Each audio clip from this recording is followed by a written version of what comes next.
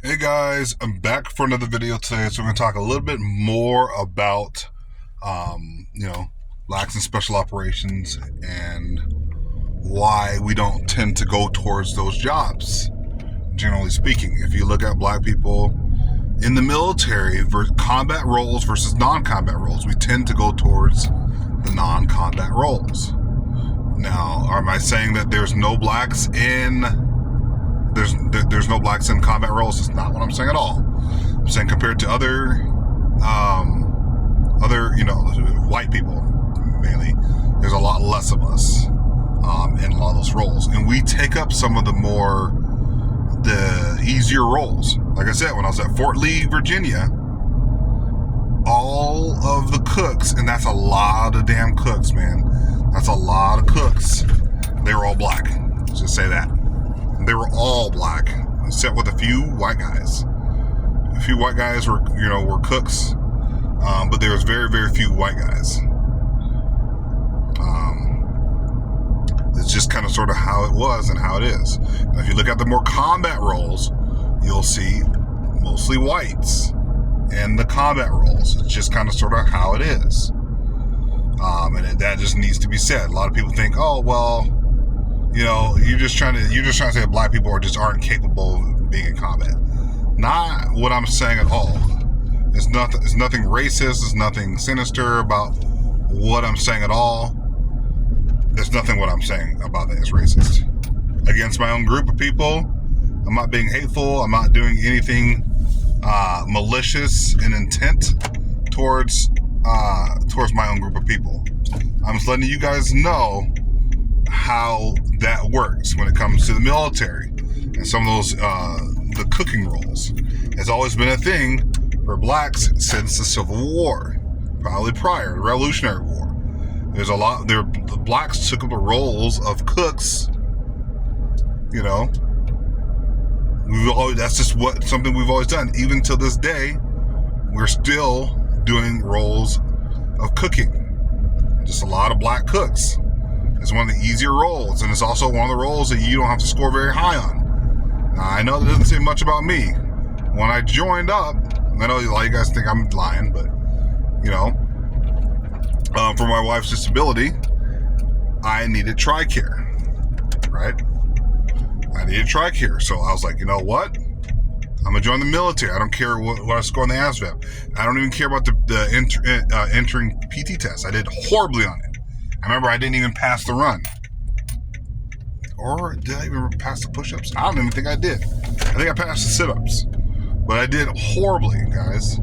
I didn't study any of my future soldier information. So I went in there not knowing what a major was or knowing anything. I didn't care. That's how lazy, how stupid I was. Now, I've gone to college, right? A lot of college credits. And all those good things, whatever. So a lot smarter, a lot wiser. So going back in would be a lot different now than it would be from the beginning. Studying all my stuff, learning. I know how to read maps. I know how to do all that stuff. I know how to shoot now. I know how to do all the things that I didn't know how to do when I was younger. And I had no clue about what the hell was going on. So now, like I said, it'd be a lot easier. But like I said, those roles, when I was in there, when we were actually cooking in a DFAC setting, DFAC setting, whatever. I remember they would come in there in the kitchen, and it'd be like 50 of us in the kitchen at a time, right? And then they had 50 out in the field. They would just do kind of like different mock drills. We'd cook at MKT or CK. We'd be cooking in all these, and at this time we were at the GFAC, and we were preparing meals and stuff like that, and we were in the back area cleaning dishes, and we couldn't get any of these kids to do their jobs. They were loud, they were obnoxious, they were destructive, they were breaking things, being crazy, and that's literally what was happening. Sorry, that was just what's happening. We had a guy too right there on the floor. He just ended up quitting right then and there. I didn't sign up for this, and talking crap, whatever, and acting a fool. And we had that all through basic training. All the black soldiers, or future soldiers, what do you call it? Future warriors. But we had a lot of issues. Those kids with zero discipline, and all the white kids, they'd just be standing there really quiet, not saying or doing anything.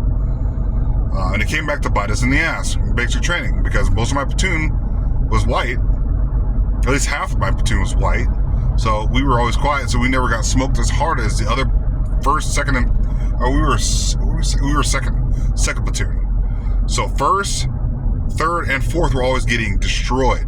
But guess what that helped them do? The PT test. They smoked the PT test.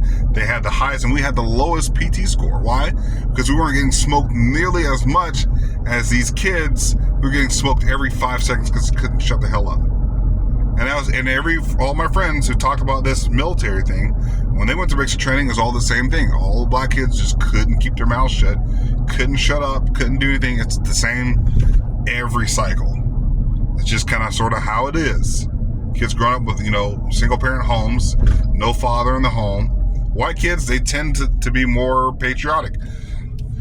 I remember in basic training, we had some kids who were like, yeah, I'm ready to fight and ready to go over and fight and destroy the enemy of the United States of America. And they'd be talking just like that. Some of the white kids were.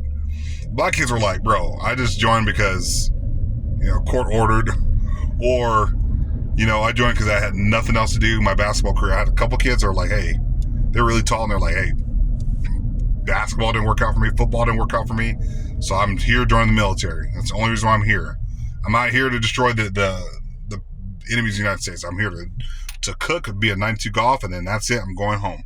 And that's kind of how they treated it. A lot of those kids, that's exactly how they treated it.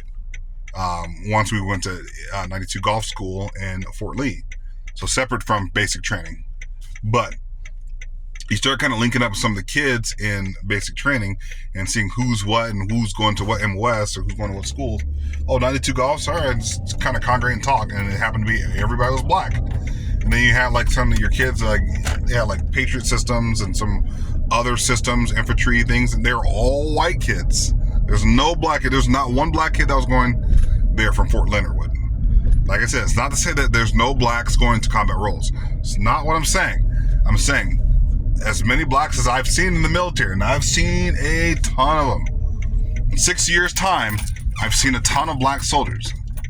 And there wasn't that many that were going into the combat roles. It was mostly the white kids that were patriotic for God, country, and we're going to go over and destroy the enemies of the United States. This is exactly how some of these kids would say it, and that's how they would talk. They were talking about their aspirations to go to jump school or airborne and getting tabs and doing all this stuff that they wanted to do. You didn't hear any of the black kids talking about, hey, I want to go to Ranger school. I want to go to airborne. Like, none of those kids were talking like that. They were like, nah, I ain't got airborne in my contract. And that's just kind of sort of how it was. And even years later, when I went back to Fort Lee to do a big cooking competition where they had Rachel Ray and a bunch of they had ice sculptures and chocolate. It was really cool. They made a Captain Hook ship out of chocolate. It was really cool, right? But those kids, so we saw a lot of airborne people around, but guess what? We didn't see any, I didn't see any black airbornes. I saw maybe a couple, but I ran into a lot of airborne. The kids running around with the maroon berets. And I saw almost just as many Asian airborne students as I saw black students. And Asians, that's one of the smallest demographics. It's just kind of sort of how it is, guys. There's just not that many of us going to combat roles. We have to score higher on the ASVAB, just a little bit higher. Not it's crazy high, but some of the roles of helicopter pilots, you don't see black helicopter pilots. You don't see, you don't see all those spots. I'm sorry. It's just not what you see typically when it comes to us. You don't see us all up in there flying C-130s and jets, fighter jets. We're not just taking those roles. We're taking more of the lower skilled roles. And it's kind of sort of how it is in greater society. Not all, but, you look at most of the stuff out here in the United States, things are run, big corporations, hospitals, clinics, you name it.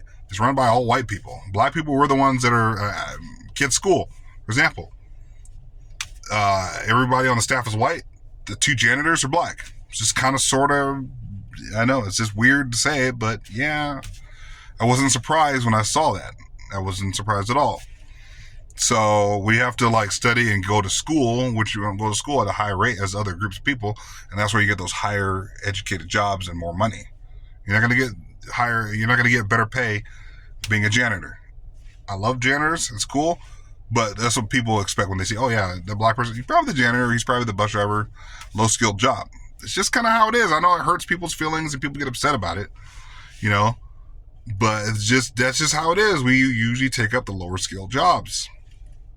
Get upset at me all you want. I see people in the comment section getting all bent out of shape. You're racist. You don't think black people, all this and that, whatever. I'm telling you guys the truth. You can choose to see it or not see it, but that doesn't change the fact that, guess what? We take up most of the lower skilled jobs in America and in the military. We're not in the most patriotic. We're just not doing those jobs at the level of other people. And I see a lot of black people in the military. I've seen a lot of black people in the military, and almost none of them were going towards the combat roles. There's a few here and there, outliers here and there, yes. When I talk about Special Forces qualified, yes, you can be Special Forces qualified, but not be in Special Forces. There's a lot of people who go to Special Forces school. Delta Force guys go to the Special Forces school just to get Special Forces qualified, not to become Green Berets, but just because they have to take time out of being in Delta Force, and go to some kind of school or whatever, go back to their regular, whatever they were doing prior to being in Delta Force. So some of those guys will actually go down to Special Forces, the Kennedy, right, and get their Special Forces tab, right, and then they go back to the unit. That's what I meant by Special Forces qualified. You can actually be Special Forces qualified and not be in Special Forces. It's just kind of how it is. So that's all I got for you guys today. Hit that like, subscribe button. See what you guys think.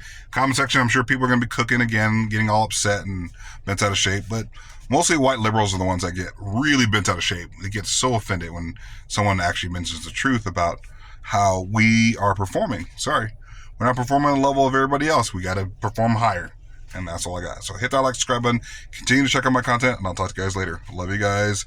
Peace.